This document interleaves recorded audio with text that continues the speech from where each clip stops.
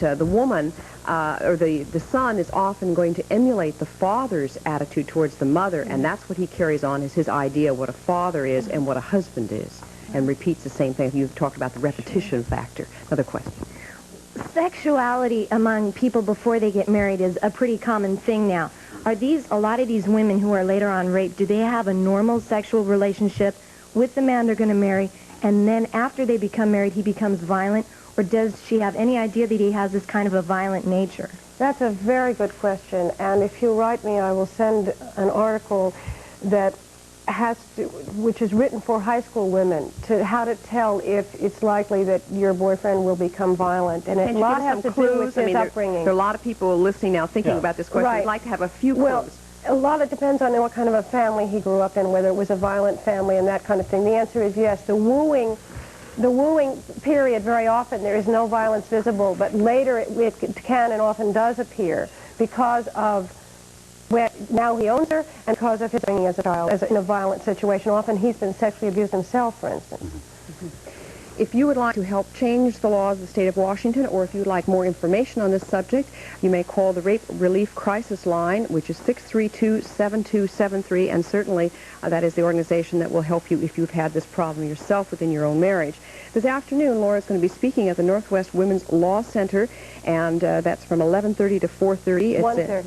Excuse me, 1:30 to 4:30, and it's an extensive seminar, and it's a $10 fee for that. Thank you very much for being with us and enlightening us. Thank Laura. you.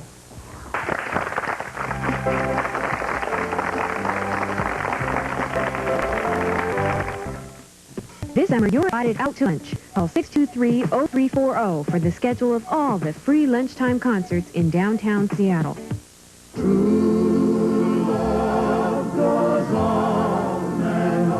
For over 30 years, this recording star's incredible voice has reached into our hearts like no other singer in America. It's just my funny way of laughing, yes, my funny way of laughing. And now we proudly offer the most beautiful recordings ever made by Burl Ives.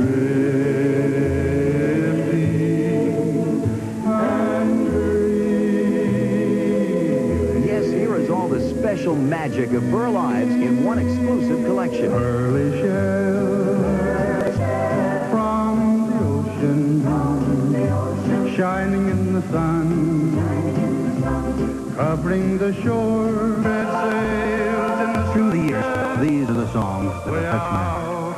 I hope they touch yours too. I can't help it if I'm still in love with you.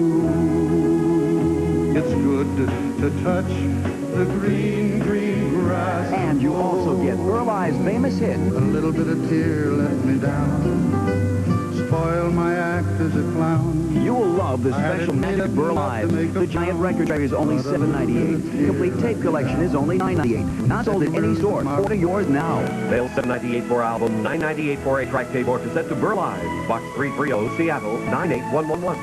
You must play this album more and enjoy it any you owe money back. You live with no back for this, so don't write the sound now. Mail $7.98 for album, $9.98 for a track tape or cassette.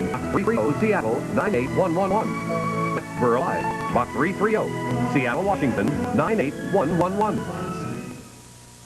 Thank you, Mr. Ives. And now to Mr. Matson of King 5 News and our news update with the latest on the Mideast. Don? Thank you. Israeli Prime Minister Begin says that U.S. envoy Philip Habib has given him a report on his attempt to avoid a bloody showdown in Beirut by withdrawal of the PLO guerrillas. According to Begin, Habib said he had to get a commitment in the next 2 days that the guerrillas will leave the Lebanese capital. The Israeli bombardment of Beirut went into its 7th day today, with gunboats and warplanes pounded the city, where some 6,000 Palestinians are sea. Lebanese officials say 120 people were killed, 230 others hurt in yesterday's bombing. In the U.S., the investigation into alleged sexual misconduct and drug usage on Capitol Hill will now move ahead full steam. The House Ethics Committee has hired former HEW Secretary Joseph Califano to serve as special counsel. Here's a report from Lisa Myers. By bringing in Califano, the committee hoped to accomplish two things: to reassure the public there would be no whitewash, and to reassure members of Congress there would be no witch hunt. Califano is more politician than prosecutor and an open of House Speaker Thomas O'Neill. He said he took the oath reluctantly. I don't think anyone will find this kind of a task a pleasant one, but it is important in terms of our institutions of government. Califano promised to pursue the investigation wherever it may lead. In the case of drugs, it may be down the hall and behind these doors to the House Democratic cloakroom. Ethics investigators have questioned 2 cloakroom employees who worked just off the house floor about allegedly dealing cocaine, marijuana, and hashish. Some of the drugs allegedly were distributed in government envelopes and delivered by pages. The committee has received an abundance of allegations involving both sex and drugs. There's too much coming in for none of it to be true, said an investigator.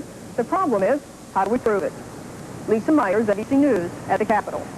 A White House aide says President Reagan will release his mid-year economic review on Friday. But Reagan's expected to be quizzed at his news conference tonight on several economic issues, including his administration's dispute with the Congressional Budget Office over the size of upcoming budget deficits. It's expected Mr. Reagan's economic statistics will show somewhat bigger budget deficits than the president originally forecast, but not as big as a congressional report. Police in Portland have captured another of the 6 prisoners who escaped from the county jail there Sunday night. 35-year-old Roger Allen was taken into custody by a dozen officers about 3:30 this morning. Allen was the 3rd escapee to be captured since the 6 used a smuggled pistol to shoot their way out of Rocky Butte Jail. The guard who was shot remains in critical condition. 3 of the escapees are still on the loose, including the prisoner who reportedly engineered breakout, 41-year-old Stephen Kessler. An early evening swim ended in tragedy last night when a Seattle man drowned off Dash Point. 19-year-old Rudy Nash, a UW student, was swimming with family and friends at Dash Point State Park when he developed a cramp in his leg. He disappeared in the water before he could make it to shore. Rescue and aid units combed the area. They recovered the body shortly before 9 last night. Mountain rescue units hooked to airlift 2 injured hikers from Mount Anderson in the Olympics this morning. The 2 men, both in their 40s, were in a party of 5 that was crossing Fly Paper Pass on the 7,300-foot peak when the accident occurred. Olympic National Park spokesman Woody Jones says one hiker appears to be seriously injured, while the other did not sustain any serious injuries. The big state tourism promotion isn't working out quite as well as state officials had hoped. Here's a report from Steve Knight. The traffic on the road to Paradise seems to contradict National Park Service statistics. The Park Service says 42% fewer people have come to the mountain so far this year. Attendance slipped only 2% in 1981. At Paradise, the parking lot is almost full on a midweek afternoon. The tourists scamper about on the shoulders of what used to be Washington's most famous mountain. Business at the renovated Paradise Inn is off a little, but not nearly as much as the Park Service figures would indicate. We've noticed it only in day-use visitation. The people who'd come up and visit their shops during the day, have lunch in the dining room, use our snack bar facilities, and I think that's where the major impact is. The Park Service says the statistical drop-off in attendance is valid. A spokesman, however, cannot explain the numerical plunge. Of course, it could be that those tourists who aren't coming here are those who wouldn't have spent much money anyway, but only crowded the view for the rest of us. On Mount Rainier, Steve Knight, King 5 News. Here's the latest from Wall Street. The Dow Jones average of 30 industrials is at 819.44, off 3 1/3. 58 degrees now. Wind is from the southwest at 6. Here's Jeff Renner with the forecast. Well, we are going to see more very warm temperatures in the eastern part of the state. Moses Lake up to 108 degrees yesterday. That is creating an area of low pressure and drawing in a lot of the moist marine air. That's giving us the cloud layer this morning, and then together with some very warm air moving up out of the southwest, it's helping build up some thunderclouds. We've had some reports of thunder and lightning around much of the Puget Sound region. The forecast then is calling for some morning fog and clouds, along with the risk of showers and thunder showers. Partial clearing this afternoon, highs in the mid to upper 70s. A little bit cooler than it was yesterday. Don?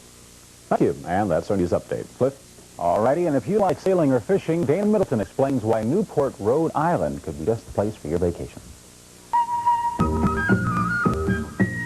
These represent the first Navy ships to return to Newport in years. Locals say this branch of the military is coming back after a heyday in the 50s and 60s.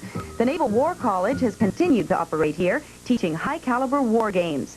Undersea studies of submarines and torpedoes is also carried on in Newport. If the ships give you a yen for the sea, there are boat rentals galore. You can try the small versions, which make some people just keel